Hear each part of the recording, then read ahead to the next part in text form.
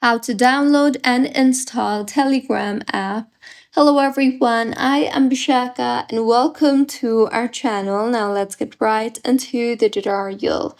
Firstly, go ahead and make sure that you are connected to a proper working internet connection, and if not, then you can switch between Wi-Fi and mobile data, as in order to download the application you will need a proper working internet connection. Now go ahead and open App Store and then tap on the search bar and search for Telegram.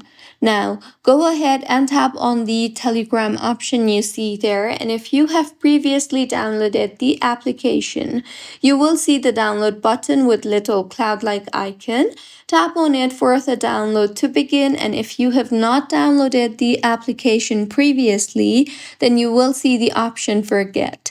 Tap on it and you might be prompted to enter your Face ID or Apple ID password in order to complete the downloading process. So enter that in order to begin the downloading, and now once the download has begun, you can simply wait for the download to complete, and once completed, tap on the open option you see there in order to launch the application. And with this, as you can see, Telegram has been successfully downloaded on my device. So this was about how you can download and install Telegram on your device. If you find this tutorial helpful, please like the video and do comment if you have any queries.